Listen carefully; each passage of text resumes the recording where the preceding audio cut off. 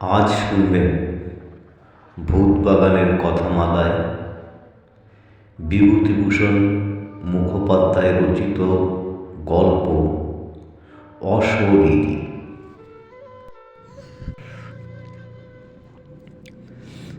আর সকলের বিবৃতি শেষ হইলে শৈলেনের উপর তাগাদা হইল।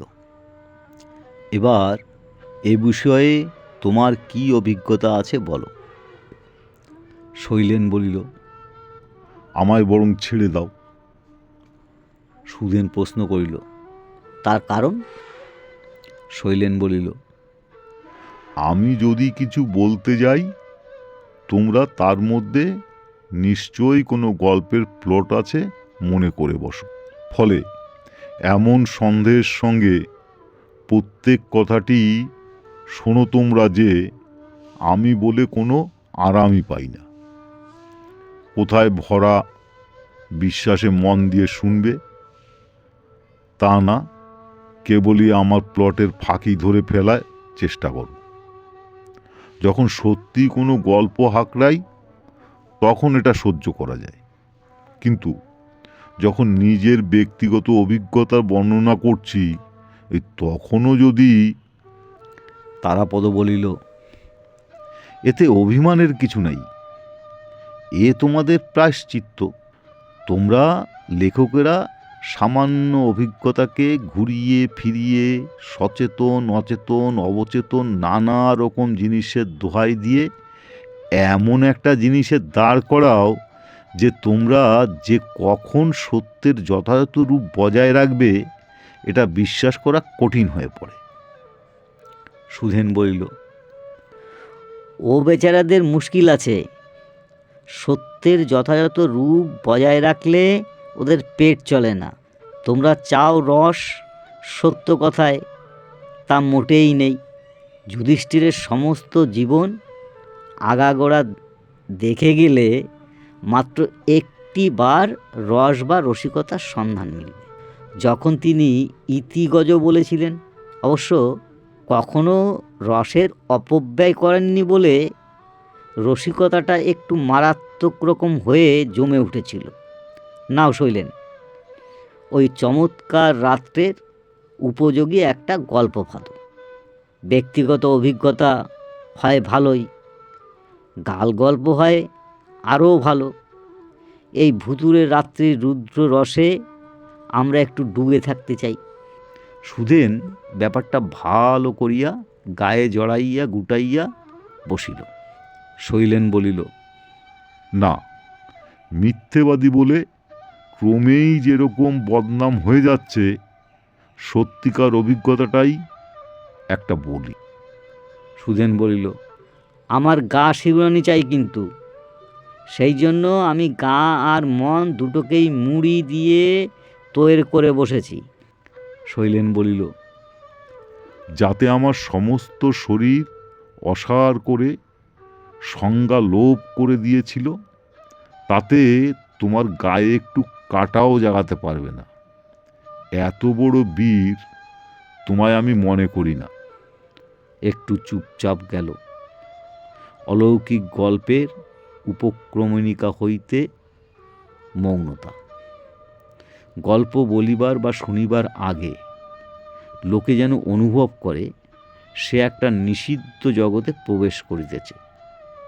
চকিত হইয়া একটু থমকাইয়া দাঁড়ায়। শৈলেন দূর ভবিষ্যতে কোথায় যেন একটু চাহিয়া রইল। তাহার পর ধীরে ধীরে আরম্ভ করিল। ব্যাপারটা ঘটে ছোটনাগপুর সাইডে একটা ডাক বাংলোয়। জায়গাটার নাম আর খুলে বললাম না। রাঁচি থেকে বেরিয়ে অনেকগুলো রাস্তা অনেক দিকে চলে গেছে, তারই একটা ডাক বাংলোর কথা বলছি। আমার তখন 3 বছরের জন্য বনবাস। ফরেস্ট রেঞ্জার্সের চাকরি নিয়েছি। একটা জঙ্গলের চার্জ নিতে হবে। মোটর বাসে চলেছি। শীতের সময় বেলা প্রায় 4টের সময়ই দিন মলিন হয়ে এলো। দূরে আকাশের কোলে এ মুখো ও মুখো একটা লম্বা পাহাড়ের রেখা আমাদের মোটর এগোবার সঙ্গে সঙ্গে স্পষ্ট হয়ে উঠতে লাগলো, যেন বিরাট আকায় কি একটা এতক্ষণ শুয়েছিল। আমাদের এগোতে দেখে গা ঝাড়া দিয়ে দাঁড়িয়ে উঠেছে। ওই পাহাড়টা ডিঙিয়ে যেতে হবে আমাদের। ভয়, আগ্রহ, বিস্ময়ের সঙ্গে সঙ্গে বেশ একটা কৌতুক বোধ করছিলাম। প্রায় ঘণ্টাখানেকের মধ্যে আমরা পাহাড়ের নিচে পৌঁছে আঁকা বাঁকা পথ বেয়ে উঠতে আরম্ভ করলাম। যখন প্রায় শিখর দেশে পৌঁছেছি, মোটর গেল বিগড়ে। সারতে দেরি হবে, রাত্রি হয়ে যাবে। সান্ধ্য পাহাড়ের শোভা দেখবার জন্য আমি মোটর থেকে নেমে খানিকটা তফাতে একটা পাথরের চাইয়ের উপর গিয়ে দাঁড়ালাম। পেছনে রয়েছে একটা খাড়া শিখর, সামনে গভীর খাদ। খুব গাঢ় হয়ে আসতে লাগলো। একটা অস্বস্তিকর অনুভূতি মনটার উপর জেঁকে বসতে লাগলো। চারিদিকে পাহাড়ের ঢেউ, নিস্পন্দ, নিস্তব্ধ, রহস্যময়। অত বড় একটা বিরাট ব্যাপারের মধ্যে নিজেকে অত্যন্ত ক্ষুদ্র আর অসহায় বলে মনে হতে লাগলো। কি যে একটা সন্তুষ্ট ভাব! যদি পাহাড়ের উপর কোনো সন্ধ্যা বা রাত্রি না কাটিয়ে থাকো তো বুঝতে পারবে না। অন্ধকার ঘন হয়ে আসার সঙ্গে সঙ্গে মনে হতে লাগলো যে বিরাটাকায় জীবটা খানিকটা আগে আমাদের দেখে জেগে উঠেছিল, তারই গর্ভে আস্তে আস্তে জীর্ণ হতে চলেছি। এই আতঙ্কের মধ্যে যখন মগ্ন হয়ে রয়েছি, হঠাৎ ডান দিকে আগুনের ভাটার মতো প্রকাণ্ড দুটো চোখ জ্বলে উঠল, আর সঙ্গে সঙ্গে রক্তলুব্ধ জন্তুর গর্জনের মতন এমন একটা উৎকট আওয়াজ চারিদিকে কাঁপিয়ে উঠল যে আমার পায়ের নখ থেকে মাথা পর্যন্ত যেন বিদ্যুৎ খেলে গেল। আমি পাথরের উপর থেকে দিক বিদিক জ্ঞান শূন্য হয়ে। সুধেন একটু উৎসুকভাবে প্রশ্ন করল, ভাটার মতো চোখ নিয়ে চিৎকার করে উঠল? তোমার কল্পনার অজগর বাস্তব হয়ে পড়ল নাকি? শৈলেন একটু হাসিয়া বলিল, এক্ষুনি নিজের কাছে লজ্জিত হয়ে পড়লাম। ব্যাপারটা আসলে এই যে মোটর তৈরি হয়েছে, ইলেকট্রিক হর্ন দিয়ে হেডলাইট জ্বেলেছে, সামনের একটা পাথরের গায়ে তার আলো ঠিকরে পড়েছে। হাসি পেল। ভয়ে এমন তন্ময় করে সব গুলিয়ে দেয়, এক্ষুনি যে কোনো অতলে তলিয়ে যেতাম। মোটরে এসে উঠলাম। পাহাড়ের পথ দুই চক্ষু দিয়ে খুঁজতে খুঁজতে ঘুরে ফিরে মোটর নামতে লাগলো। কেন জানি না, ওই যে সন্ধ্যায় কেমন একটা অহেতুক ভয়ের ছাপ মনের উপর পড়ল, কোনো মতেই যেন তাকে আর কাটতে চায় না। আমার যে আজকের রাত্রিটা একলা একটা ডাক বাংলোয় কাটাতে হবে, এই চিন্তাটা আমায় পীড়া দিতে লাগলো। বরাবরই কেমন যেন অন্যমনস্ক আর মনমরা হয়ে রইলাম। বিপদের উপর বিপদ। মোটর আর একবার বাগড়া দিল। আরও প্রায় কোয়ার্টার 3 গেল। পাহাড় থেকে যখন নামলুম তখন দিব্যি রাত হয়ে গেছে। যখন ডাকবাংলোর সামনে পৌঁছলাম, কবজি উল্টে হাত ঘড়িতে দেখি 9:30। শীতের 9:30কে গভীর রাত্রি বলতে হয়। সে নিশুতি আবেষ্টনীর মধ্যে প্রায় দুপুর রাতের সামিল। ড্রাইভার কয়েকবার ঘন ঘন হর্ন দিল, কোনো সাড়া নেই। ড্রাইভার বললে, মোটর প্রায় ঘন্টা 4 লেট হয়ে গেল। কিপার গ্রামে চলে গেছে নিশ্চয়ই। অবশ্য যাওয়া বেটার উচিত হয়নি। ওর ডিউটি হচ্ছে মোটর যাওয়া নিয়ে তারপর বাড়ি যাওয়া। খাতির করে আমার বাক্স, বিছানার গাঁটরি আর সুটকেসটা ডাক বাংলোর বারান্দায় এনে রেখে দিল।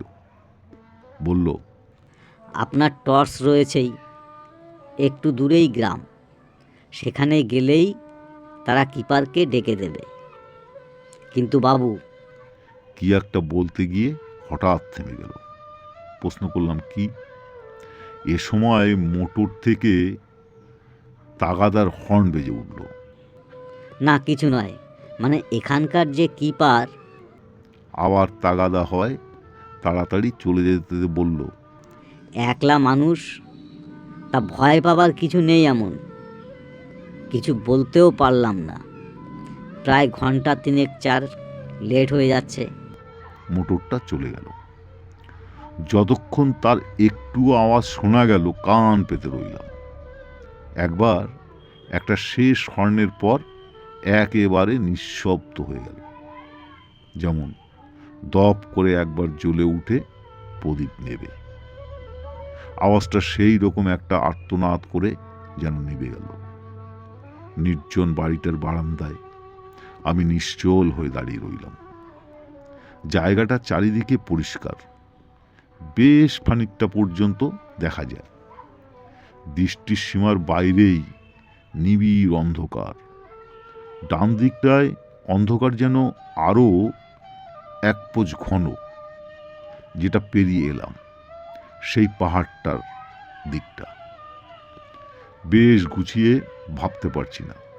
টর্চটা জেলে গ্রামের দিকে যাই, যদি ভুল দিকে পা বাড়াই তো বোধহয় এমন 2-4 মাইল গিয়েও মানুষের চিহ্ন পাব না।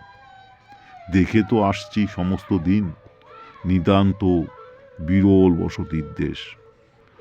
রক্ষকটা সম্বন্ধে ড্রাইভার কি বলতে চাইছিল? থেমেই বা গেল কেন? কি করব না করব কিছুই ঠিক করতে না পেরে খানিকটা দাঁড়িয়ে রইলাম। তারপর কি মনে করে পা বাড়াবো, পায়ের পিছনের দিকটা একটা লম্বা ভিজে টানে আচমকা শিউরে উঠলাম। ফিরে দেখি একটা খুব বড় কালো কুকুর। তাড়াতে গিয়ে আরও শিউরে উঠলাম। হঠাৎ মানুষের আওয়াজ শুনে কাছেই বারান্দার কোণের কাছটায়। কুকুরের খটকাটা সামলাতেই হঠাৎ এটা কানে যাওয়ায় একটু অভিভূত হয়ে উঠেছি। এমন সময় কুকুরকে শাসাতে একটা লোক অন্ধকার থেকে বেরিয়ে এলো। সামনে এসে সালাম করে বলল, ও কিছু বলবে না হুজুর, মোটরে আজ আপনাদের খুব দেরি হয়ে গেল, কিছু দুর্ঘটনা হয়েছিল নাকি? লোকটা খুব বয়স হয়েছে বলে মনে হলো, আর আশ্চর্য রকম রোগা। এত রোগা যে চলছে তা মাটিতে পায়ের আওয়াজটুকু পর্যন্ত হচ্ছে না। গায়ে প্রায় আপাদ মস্তক মুড়ি দেওয়া একটা সাদা কম্বল। আঙুলগুলো এত শীর্ণ আর অস্থিসার যে মনে হচ্ছে যেন অন্ধকারের মধ্যে মিলিয়ে গেছে। মোটর ছাড়ার পর থেকে যে একটা কেমন ছমছম ভাব লাগছিল, মানুষটা দেখে সেটা যাওয়া উচিত ছিল, কিন্তু সত্যি কথা বলতে কি, যাওয়া তো দূরের কথা, বরং বেশ একটু বেড়েই গেল। আমি সঙ্গে সঙ্গে তার কথার উত্তর দিতে পারলাম না। উত্তর দেয়াই হলো না বলা ঠিক। তাকে আর চোখে একটু ভালো করে দেখবার চেষ্টা করলাম। চাবি খোলো। এই যে খুলি বলে আমার আর দৌড়ের মাঝখানটায় আমার দিকে পেছন করে দাঁড়ালো, আর ঝুঁকে যেন কোমরের চাবিটা তালায় লাগিয়ে দিয়ে তালাটা খুলে ফেলল। দরজা দুটো ভেতরের দিকে ঠেলে দিয়ে বলল, যান, আমি বাক্স বিছনা নিয়ে আসছি ভেতরে। তালা খুলল বটে, কিন্তু আমার যেন মনে হলো কোনো শব্দ হলো না। যা হোক, অতটা গ্রাহ্য না করে আমি বললাম, তবেই হয়েছে, তোমায় যেমন সবল দেখছি লোকটা হি হি হি হি করে হেসে উঠল। আমায় কথাটা বলেই বারান্দায় মোটরগুলোর দিকে চলে গিয়েছিল। ওর মুখটা দেখতে পারলাম না বটে, তবে হাসির আওয়াজটা কানে একটু নতুন ধরনের ঠেকল, যেন মুক্ত মাঠের উপর দিয়ে যে একটা কনকনে হাওয়া হু হু করে বয়ে যাচ্ছে, তারই একটা ঝলক ঘরের মধ্যে ঢুকে তরঙ্গিত হয়ে আবার কোন পথে বেরিয়ে গেল। হাসি, কিন্তু ওই হাওয়ার মতোই সুরহীন আর কনকনে। আমার হাড় পর্যন্ত যেন হিম হয়ে গেল। ভয়ের এত সামনাসামনি কখনো হয়নি, কিন্তু নিরুপায়। আর নিরুপায় বলে জবরদস্তি একটা ধারণা মনের মধ্যে বদ্ধ মূল করবার চেষ্টা করলাম। না, নিশ্চয় মানুষ। নিজের মনকে ধিক্কার দেওয়ার চেষ্টা করলাম। কথা কইলে এক ঝুড়ি, মোটা আনতে গেল, মানুষ না। টর্চটা জেলে ঘরে ঢুকে একবার দেখে নিলাম। বেশ বড় ঘরটা। টর্চ ফেলতে আলোটার সামনে একটা খোলা দরজার মধ্যে গিয়ে ভেতর দিকে আরও একটা দেয়ালের উপর গিয়ে পড়ল। অর্থাৎ ওই ঘরের লাগাও আরও একটি ঘর আছে। ছোটই হবে মনে হচ্ছে। বাক্স বিছনা আনার কোনো শব্দ না পেয়ে ফিরে টর্চ পেলে দেখতে যাব। দেখি সবগুলি ঠিক পেছনে জড়ো করা হয়েছে। সুধেন, কিরকম লাগছে? ডাক শুনিয়া সুদেন একটু চমকাইয়া উঠিল। একেবারে আবিষ্ট হইয়া গিয়াছিল আর কি। সামলাইয়া লইয়া বলিল, বেশ, এত হাতের কাছে যে ভূতকে পাবো কল্পনাও করতে পারিনি। আর এত স্পষ্ট ভূত যে বেশ বুঝতে পারা যাচ্ছে। কোনো সাহিত্যিক গল্পের অবতারণা করেনি। তারাপদ তাহার মুখের কথা কাড়িয়ে লইয়া বলল, হয়ত একটা গাঁজাখুরি আরম্ভ করেছে। তা সে বরং ভালো। তুমি দুঃখ করছিলে বটে, কিন্তু তোমাদের সাহিত্যিক গল্পে সর্বদাই একটা যেন ধুকপুকানি লেগে থাকে। হয়তো যা ভাবছি তা নয়, হয়তো যা হবে মনে করছে ঠিক তার উল্টোটাই হয়ে বসবে। হয়তো ঠিক করেছে রেখেছি এইবার বিয়ে হবে, দুজনের একেবারে মুখ দেখাদেখি বন্ধ। নাও, বেশ বৃষ্টিটা জমে এসেছে। সেই অত্যন্ত রোগা বুড়োটি নিঃশব্দে অবলীলাক্রমে সেই অত্যন্ত ভারী মোটমাটগুলো এনে তোমার পেছনে জড়ো করল। তারপর শৈলেন বলিল, জিনিসটা বোধহয় গাঁজাখুরির মতো শোনাচ্ছে, কিন্তু আমায় বিশ্বাস করো, যা প্রত্যক্ষ দেখছিলাম আর নিজের কানে শুনছিলাম শুধু তাই তোমাদের কাছে বলে যাচ্ছি। একটা কথা আমি গোড়াতেই বলে রাখছি, লুকোয়নি। অর্থাৎ সেদিন সন্ধ্যে থেকেই কেমন একটা থমথমে ভাব আমার মধ্যে আধিপত্য বিস্তার করেছিল। পাহাড়ের উপর সেই গম্ভীর স্তম্ভিত ভাব, তারপরে সেই জনহীন বাংলোয় সেইভাবে একলা পরিত্যক্ত হওয়া, সেই কালো কুকুরটাকে নিঃশব্দে এসে পা চেটে দেওয়া, তারপর আচমকা সেই শীর্ণ লোকটা অন্ধকারের মধ্যে থেকে আবির্ভাব। সব মিলিয়ে ধারাবাহিকভাবে আমার আতঙ্কটা পুষ্ট করে যাচ্ছিল। এরই মধ্যে আবার লোকটাকে পেয়ে একাধবারে একটু সাহসের মতো হয়েছিল, কিন্তু সে ভাবটা স্থায়ী হতে পারল না। হয়তো জিনিসগুলো আনতে রাখতে শব্দ হয়েছিল, প্রেত ইজার জাতীয় বটে, কিন্তু সে যা স্পষ্ট করবে তাও যে লঘু হয়ে যাবে এমন কথা আমি কোথাও পাইনি। কিন্তু অন্যমনস্ক থাকার দরুনই হোক বা যে কারণেই হোক, ঘুরে জিনিসগুলোর উপর নজর পড়তেই মনে হলো, কই শব্দ শুনলাম না তো। একটা কথা বলিনি, আমি লোকটা বলেই চালাই, কোনো আলো সঙ্গে আনেনি। 3-4টে জিনিস এলো, দিব্যি ওজন দোস্তর, অথচ একটু শব্দ কানে এলো না। আর এসে পড়লেও যেন ফিরে না দেখতেই একটা বিশ্রী খটকা লাগলো। কি বলতে চেয়েছিল লোকটা সম্বন্ধে?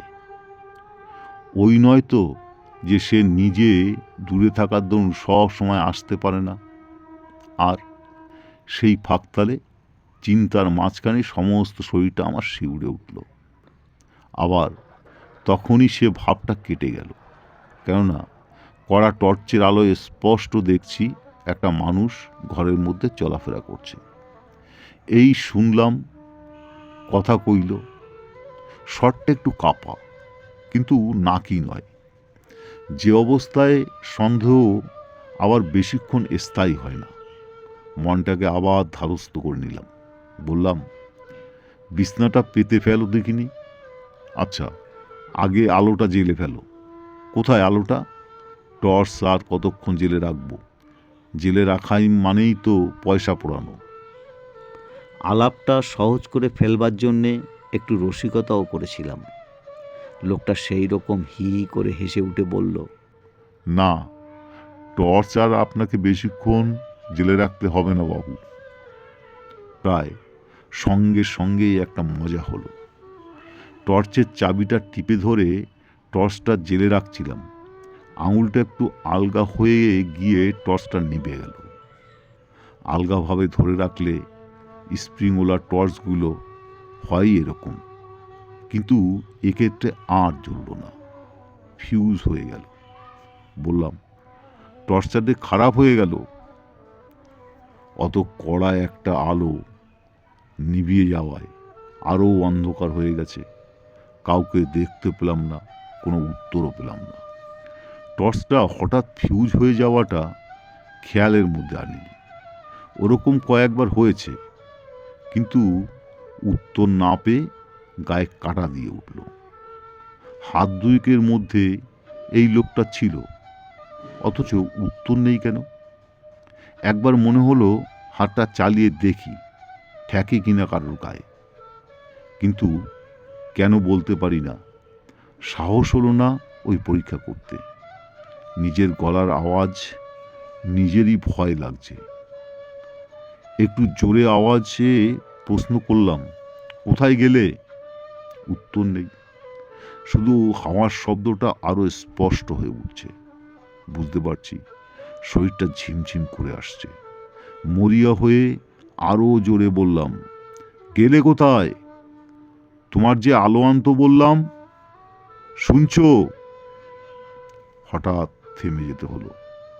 আমার নিজের কথার প্রতিধ্বনিতে ঘরটা এমন বোঝাই হয়ে গেল যে মনে হলো অন্ধকার ঘরটায় কাদের মেলা বসে গেছে।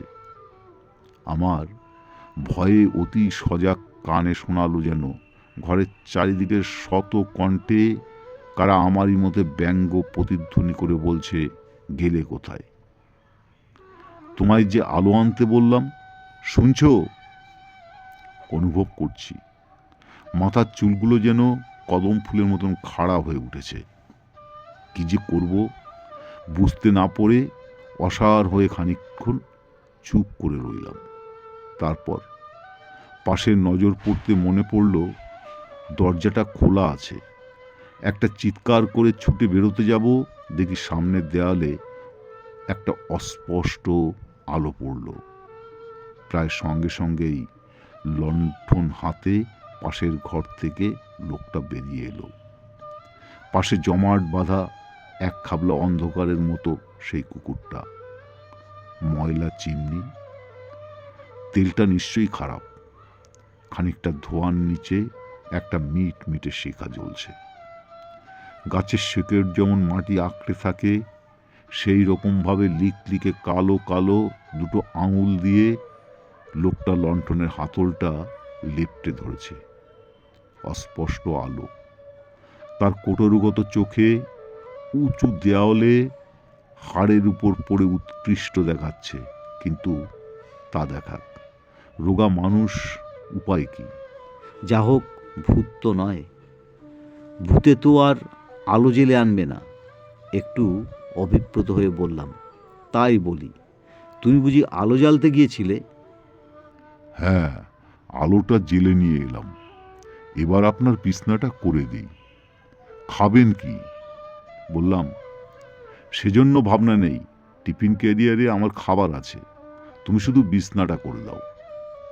কই, আপনার টিফিন ক্যারিয়ার তো দেখলাম না। সে কি বলে ফিরে মোটগুলো দেখেই চক্ষু স্থির। টিফিন ক্যারিয়ারটা সত্যিই নেই। বিমূঢ় ভাবে একটু তার মুখের দিকে চেয়ে থাকলাম। সরালে নাকি খাবার শুদ্ধ ক্যারিয়ারটা? বললাম, বারান্দা থেকে আনুনি বোধ হয়, দাঁড়াও তো দেখি। আলোটা নিয়ে বারান্দা এলাম, সেখানেও নেই ক্যারিয়ারটা। লোকটা মোটগুলো ভেতরে নিয়ে আসবার সময় লুকিয়ে ফেলেনি তো? কিন্তু তা প্রায় অসম্ভব। আমি যদ্দূর বুঝলাম, ও বাইরে থেকে যেটুকু সময়ের মধ্যে জিনিস তিনটে এনেছে, তাতে একটা জিনিসই আনা চলে না। এর মধ্যে আর লুকোবার সময় পাবে কোথা থেকে? তবুও কেমন একটা জিদ ধরে গেল। সেই কালি পড়া আলো নিয়ে মস্ত বারান্দাটায় এমুড়ো উমড়ো একবার দেখে নিলাম। না পাওয়াতে আরও রোগ চেপে গেল। নিশ্চয়ই কোথাও রেখেছে। বারান্দা থেকে নেমে বাড়িটার পিছনে গেলাম।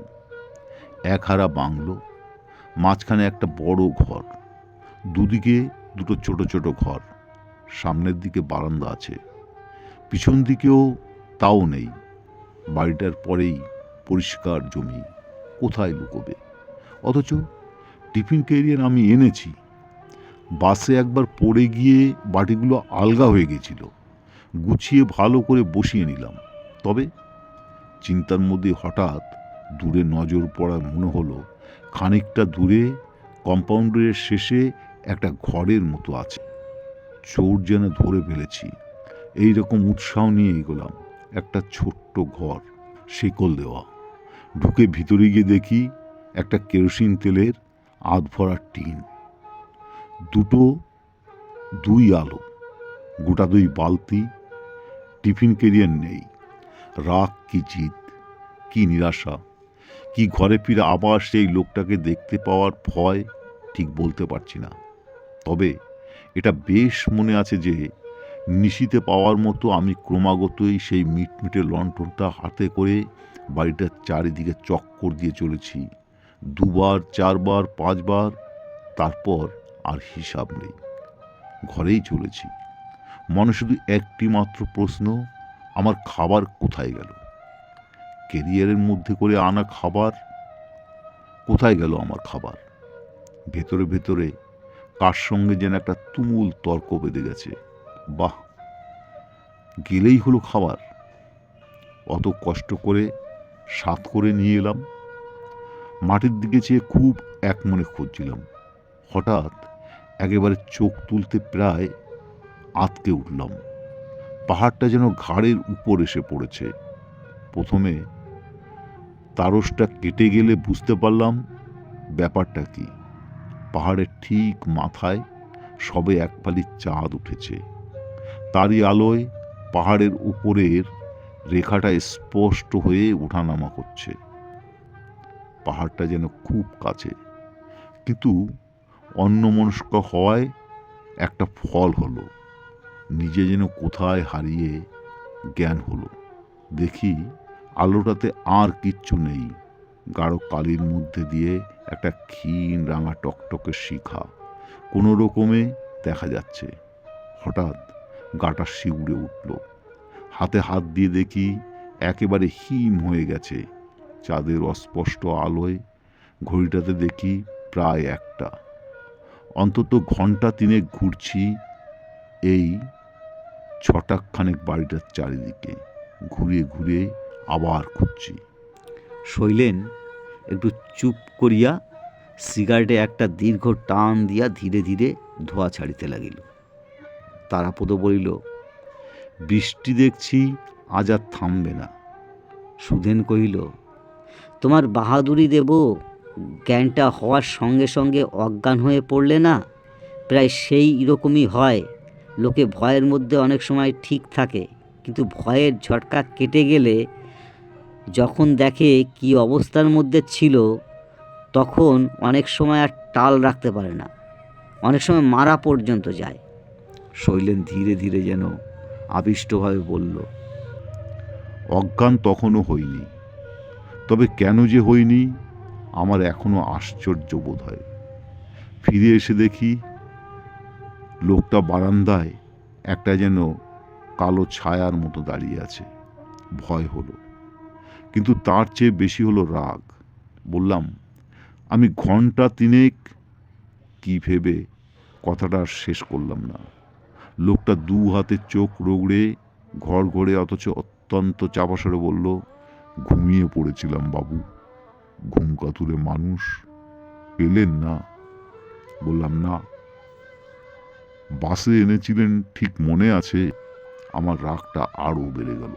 হাত ধরে একটা ঝাঁকানি দিতে যাব, তক্ষুনি সম্বিত হলো, যদি হাত ধরতে গিয়ে শূন্যে মুঠো বাঁধি, কিংবা যদি দেখি শুধু একটা মরার হাড় মুঠিতে রয়েছে। এখন তবু তো মাঝে মাঝে একটা সন্দেহ ব্যবধান আছে। তখন নিজেকে সামলে নিয়ে বললাম, নিশ্চয়ই এনেছিলাম। বললে, আচ্ছা, আপনি ভেতরে যান, নিশ্চয়ই খুব শীত করছে আপনার। আমার ভুল বোধ হয়, কিন্তু মনে হলো যেন ঘরে ঢুকে কপাট দুটো ভেজিয়ে সেই অন্ধকারে আলোয় শীষটা উস্কে দিয়েছি।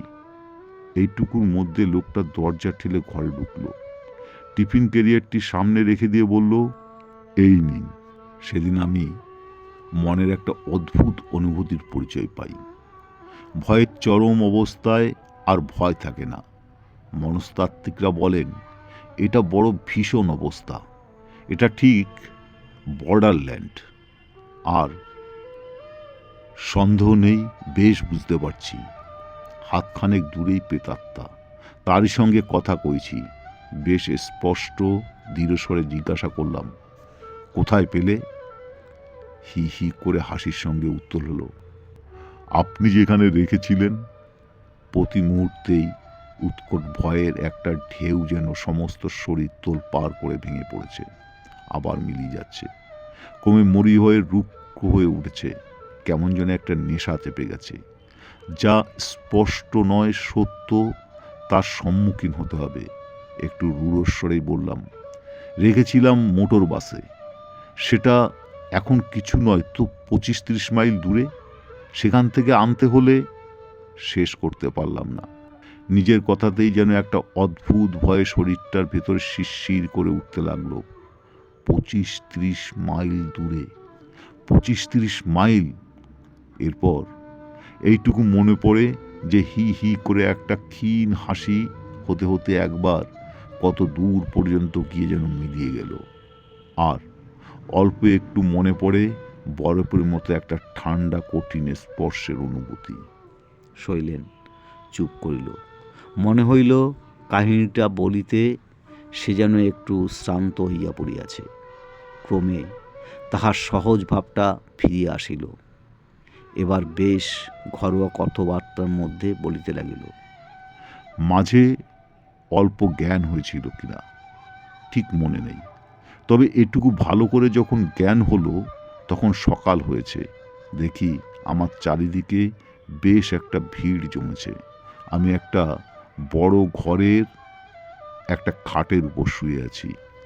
একজন লোক মাথায় একজন পায়ে হাত বুলিয়ে দিচ্ছে। পায়ের কাছে লোকটির উপরে চোখ পড়তেই চোখ আর ফেরাতে পারি না। লোকটি হি করে হেসে বলল, কিছু ভয় নেই বাবু, রাতে অত ভয় পেয়ে গেলেন কেন? আমি না ধরে ফেললে তো পড়েই যেতেন মুখ থুবড়ে। ফ্যাল ফ্যাল করে চেয়ে রইলাম অনেকক্ষণ, তারপর হুঁশ হলো। সত্যি তো, না হয় বেয়ারা রকম রোগাই, কিন্তু এ মানুষটাকে অত ভয় পাবার। তারাপদ ও সুদেন বিস্ময় আর নিরাশায় একরকম চিৎকার করে উঠল। মানুষ? শৈলেনও ইজি চেয়ারে হেলিয়া পড়িয়া কপট বিস্ময়ে প্রশ্ন করিলে, তবে তোমরা কি ভাবছ রোগা আর খাপছাড়া মানুষ মানুষই নয়? দুজনে কতকটা অপ্রস্তুতভাবে ভ্রুকুঞ্চিত করিয়া শৈলেনের দিকে চাহিয়া রহিল। সুদেন বলিল, আবার ঠকালে, সেই অভিজ্ঞতার ওপর রং ফলিয়ে গল্প। শৈলেন বলিল, তোমরা যে রস চেয়েছিলে সেটা পেয়েছ তো? ডাকবাংলোর কিপারেই যদি তা পরিবেশন করতে সক্ষম, তো আপত্তি কিসের? তারাপদ বলিল, বেশ, গল্পই যদি, সমালোচনা ধাক্কা সামলাও। মানুষ 25 মাইল দূরে বাসের ভিতর থেকে টিফিন ক্যারিয়ার নিয়ে এলো কি করে? আর সবাই নয়, বাদ দিলাম। তোমার মনটা সেদিন ভয়ে খুব হাই স্ট্রেঞ্জ ছিল, সবই তো বিকার। শৈলেন ক্রমই বেশি আশ্চর্য হয়ে বলিল, আনেনি তো অত দূর থেকে। তবে শৈলেন উত্তর করিল, সে কথা তো লোকটা নিজেই বলে দিল, আমি যেখানে রেখে দিয়েছিলাম সেখান থেকে নিয়ে এসেছে। কোথায় রেখেছিলে? মোটর থেকে নামিয়ে রাস্তায়। তারাপদ সুদেন শৈলেন মুখ থেকে দৃষ্টি নামাইয়া চুপ করিয়া রহিল। শৈলেনের মতন অবস্থায় না পড়িয়াও যে তাহারা ধাঁধায় পড়িয়া গিয়াছে, তার জন্য বোধ হয় লজ্জিত হইল একটু।